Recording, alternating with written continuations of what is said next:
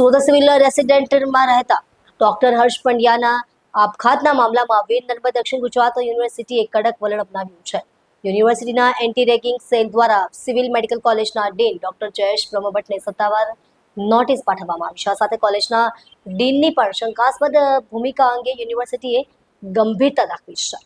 Anti ragging સેલે college પાસે આ કેસનો વિગતવાર તપાસ અહેવાલ અને જરૂરી તમામ માહિતી તાત્કાલિક માંગી છે. અગાઉ પત્ર પાઠવવા છતાં અહેવાલ ન મળતા સેલે ફરી પત્ર લખીને વિલંબ ન કરવા કડક સૂચના આપી છે. યુનિવર્સિટીએ સ્પષ્ટ કર્યું છે કે મામલો અત્યંત ગંભીર અને સંવેદનશીલ હોવાથી રિપોર્ટ મોકલવામાં કોઈપણ પ્રકારનો વિલંબ સહન કરવામાં નહીં આવે. સાથે જ કોલેજમાં અગાઉ ક્યારેય રેગિંગ અંગે કોઈ ફરિયાદ કે આક્ષેપ નોંધાયા હતા કે નહીં તેની પણ સંપૂર્ણ વિગતો રજૂ કરવા આદેશ કરાયો છે.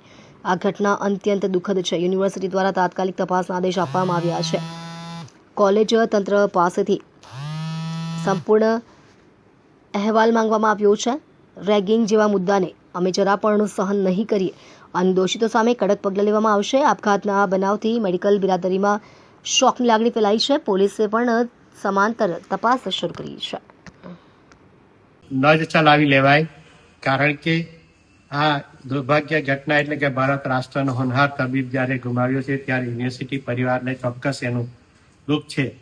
પણ આવા પ્રકારની ઘટના માટે અમે ગવર્મેન્ટ મેડિકલ કોલેજ પાસેથી સંપૂર્ણપણે ઘટનાક્રમ પહેલા ઘટનાક્રમ પછી જે પગલાઓ લીધા છે એના સંદર્ભમાં પ્રાથમિક અહેવાલ અમે માગ્યો છે કે જેથી આગળની કાર્યવાહી કરવા માટે અમને પણ સરળ રહે.